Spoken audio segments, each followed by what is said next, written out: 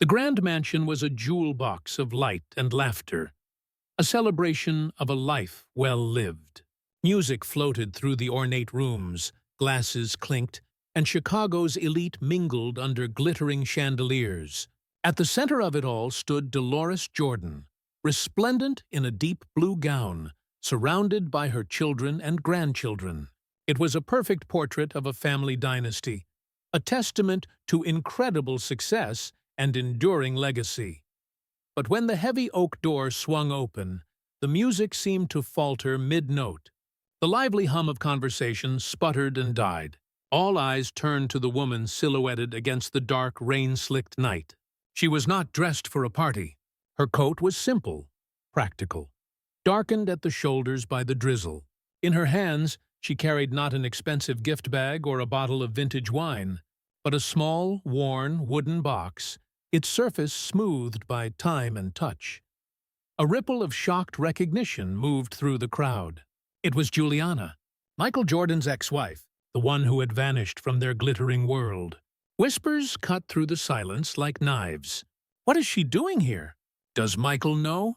The audacity, Juliana seemed not to hear them. Her gaze was locked on Deloris, cutting a path through the sea of stunned faces. The crowd parted instinctively, creating a tense aisle between the matriarch and the intruder. Her footsteps were silent on the polished marble as she walked, a solitary figure in the opulent room. She stopped a few feet before Deloris, whose radiant smile had frozen and then completely dissolved into a look of profound, unguarded shock. The air was so thick with tension it felt difficult to breathe. Juliana's voice, when she spoke, was soft, but carried to every corner of the room. "Mrs. Jordan," she said, her tone filled with a quiet, solemn respect. "Happy birthday." She extended the small wooden box. Deloris looked from Juliana's face, which held neither challenge nor plea, to the humble object in her hands. It was an artifact of pure simplicity in a world of glittering excess. A lifetime of grace and composure held her steady, but a flicker of deep, ancient apprehension crossed her features. Hesitantly, as if reaching for something both sacred and dangerous, Deloris Jordan reached out and took it. The entire room leaned in, a collective, breathless entity. With trembling fingers, Deloris lifted the small, simple lid. Her eyes scanned the contents, and then her body went rigid. A sharp, choked gasp escaped her lips, a sound of pure, unadulterated pain. The color drained from her face, leaving her suddenly looking every one of her 75 years and more. The box almost slipped from her grasp, but her hands tightened around it, her knuckles white. A single, perfect tear welled in her eye, overflowed, and traced a path through the powder on her cheek. Then another followed. She was crying, deep, soul-wrenching sobs of a memory so potent, so long buried, that its resurrection was an agony. The photograph, dislodged by her trembling, fluttered from the box and landed face up on the pristine marble floor. Those closest to it leaned down, their eyes widening as they saw. It was a black-and-white image of a young, beautiful Deloris, her face full of a hope untouched by time. She was holding the hand of a little boy, beaming up at her. He had her smile. He had her eyes. But it was not Michael. The silence in the room was no longer just shock. It was the silence of a mystery, unveiled. The first page of a hidden story, finally being read. And at the center of it all stood Juliana, the uninvited guest who had just delivered a ghost to a party. The walk back to her car was a blur of mist and shadow. The silence that had been so profound inside the mansion now echoed in her own ears, a roaring quiet. Juliana slid into the driver's seat, the sound of the door closing a dull, final thud. For a long time, she just sat there, hands gripping the steering wheel, her knuckles white. The engine remained off. The only sound was the frantic hammering of her own heart and the soft patter of rain on the roof. What have I done? The question was not one of regret, but of sheer, overwhelming release. It was the tremor that follows an earthquake. She had carried the weight of that box for so long, its secret a stone in her soul. And now it was gone, delivered. The burden had been passed, and the emptiness it left behind was both terrifying and liberating. She started the car and drove, not with purpose, but with a need to move. The glittering lights of the city smeared across her wet windshield. Each landmark, each familiar turn, was a ghost from another life. Her mind drifted back to a different time, to the roar of the United Center, a tidal wave of sound vibrating through her very core. She saw him, number 23, moving with a grace that defied physics. After the victory, in the chaotic, champagne-soaked locker room, he had found her. He pulled her into a corner, away from the cameras. "We did it, Jules," he had whispered, his voice hoarse with triumph. He never called her Jules in public. It was their name, their secret. He leaned his forehead against hers, the world fading away. "It's only us," he'd said. A promise, a vow whispered in the heart of a storm. A horn blared behind her, jolting her back to the present. The light had turned green. "It's only us." The words felt like a cruel joke now. She arrived at her modest apartment building. The contrast with the Jordan mansion, a stark, cold slap. Here, there were no gates, no valets. Stepping inside, the silence of her home greeted her like an old, familiar friend. She had left as a custodian of a secret. She had returned as... what? She didn't know yet. The memory of the party was now replaced by the memories of what came after the championships, after the fairy tale had ended. The massive, beautiful house that felt like an empty museum. The sound of her own footsteps echoing through cavernous halls. Michael was always gone. Another commercial shoot, another golf tournament. She'd stand in his walk-in closet, her fingers brushing against the sleeves of his suits that smelled of cedar and his cologne. "It's only us," she'd whisper to the emptiness, but the words would just bounce off the walls, hollow and mocking. The phone calls got shorter. The distance grew wider. The divorce was not a dramatic explosion, but a slow, quiet dissolution. She became a footnote in his legendary story, the ex-wife. And then, a year later, she was clearing out a storage unit. In the very back, behind old furniture, she found it. The simple, wooden box, tucked inside an old leather suitcase that had belonged to Michael's father. Her curiosity had overpowered her one rainy afternoon. The discovery had stolen her breath. The photograph, the stack of letters in Deloris's handwriting, they told a story of a child lost, a grief so immense it was buried to protect a family, and a young boy named Michael who needed to fly without the weight of a forgotten brother's shadow. She understood then why she had found it.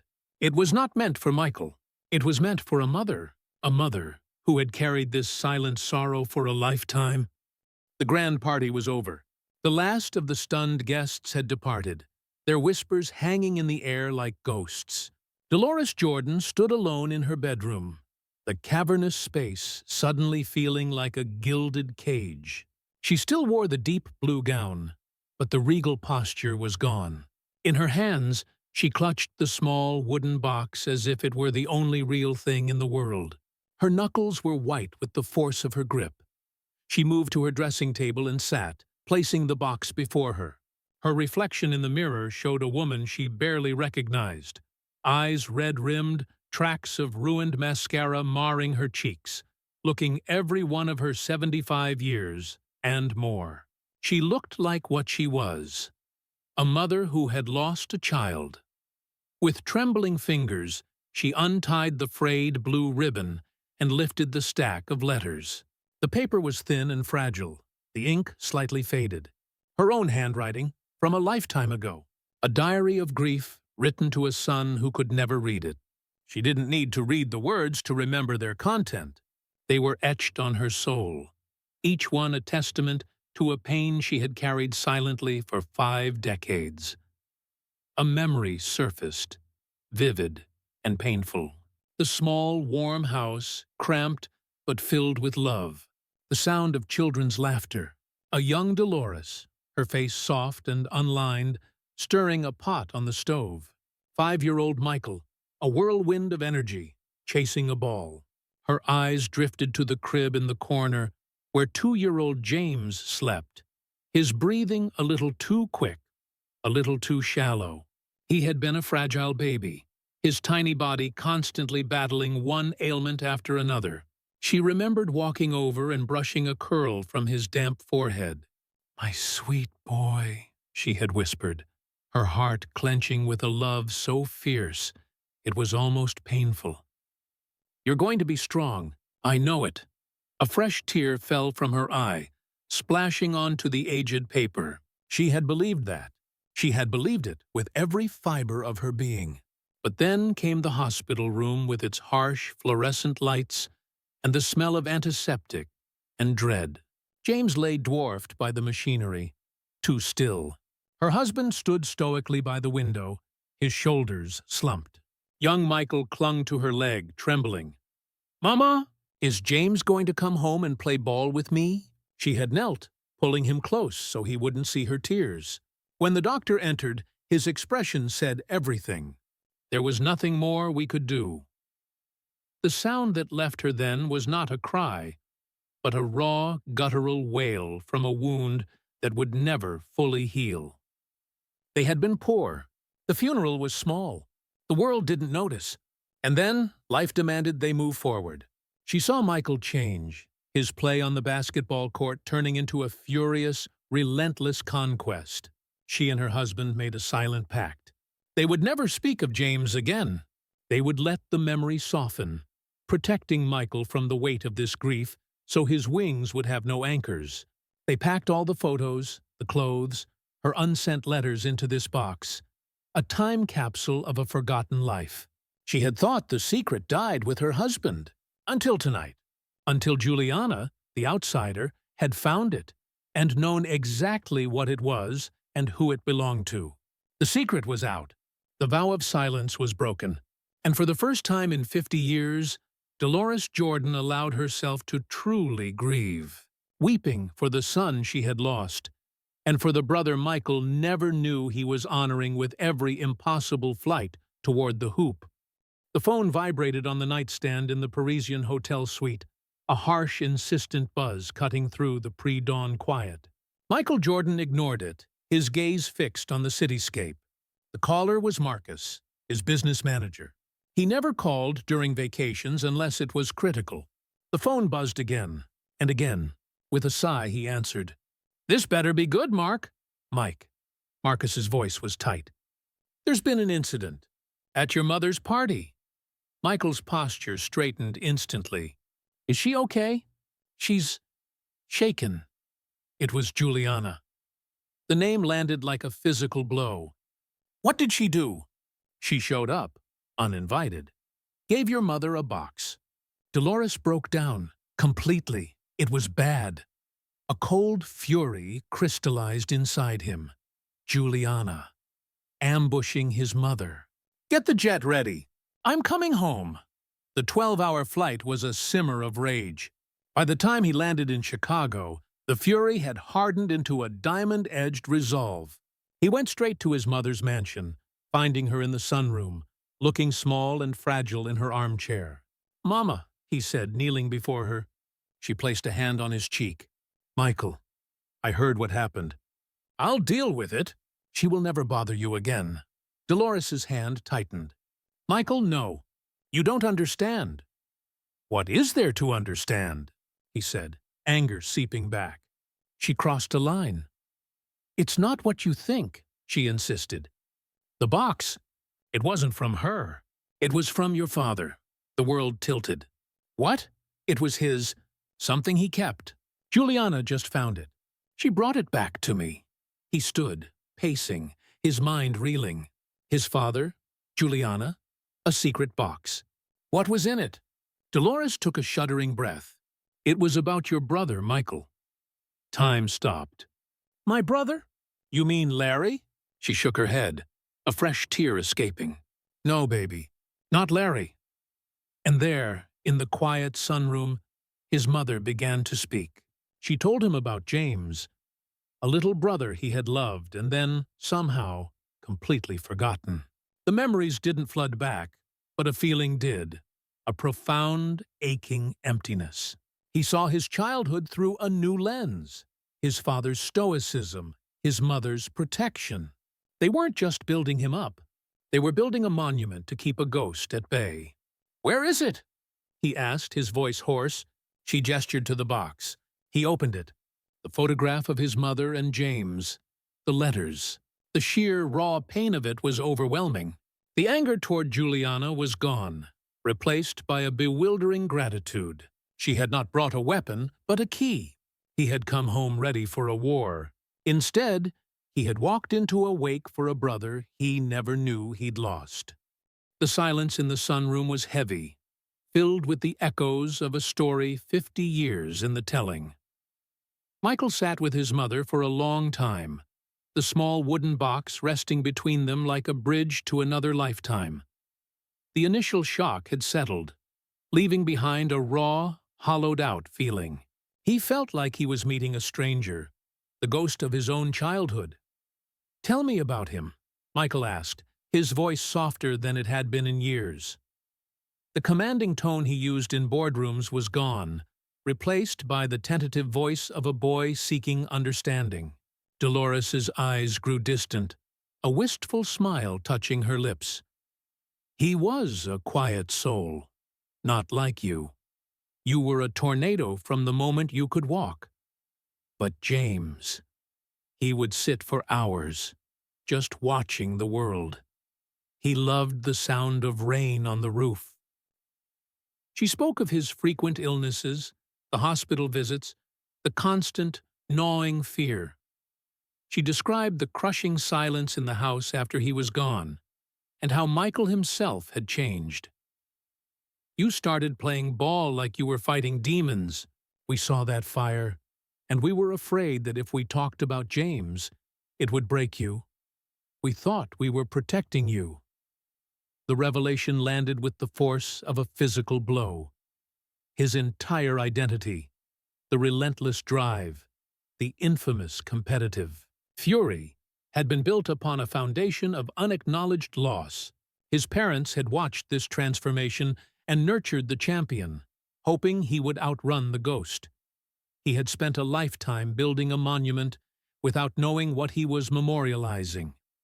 He thought of Juliana. The cold fury was completely gone now, replaced by a profound and humbling sense of gratitude.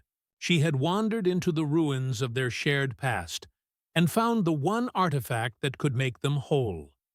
She had seen the invisible fracture in the family and, with unimaginable courage, had pointed it out. He excused himself and walked out. Into the garden, the cool Chicago air a shock to his system. He pulled out his phone and dialed her number. It rang twice before she answered, her voice cautious. "Michael?" "I talked to my mother," he said, the words thick with emotion. "I know about the box. I know about James." A soft, shaky exhale came from the other end. "Oh." "I'm not calling to yell," he said quickly. "I'm calling to thank you." A beat of stunned silence. "What?" "Thank you," he repeated, the words feeling more true each time he said them. "For having the courage to do what no one in my family could. For bringing him home." He heard a soft sob on the other end of the line, a sound of release. "I was so afraid," she whispered. "I thought you would hate me." "I did," he admitted honestly. "For about 12 hours I did. But I don't. I could never hate you for this." They talked for a long time, the conversation free of the old bitterness, replaced by a quiet, shared understanding. When he hung up, Michael looked up at the night sky. The man looking at the stars was different. The invisible wound that had driven him to greatness was finally visible. And for the first time, Michael Jordan felt not just like a champion, but like a complete man. The game was over. The healing had begun, and with it, the seed of a new purpose was planted. A legacy not of victory, but of healing.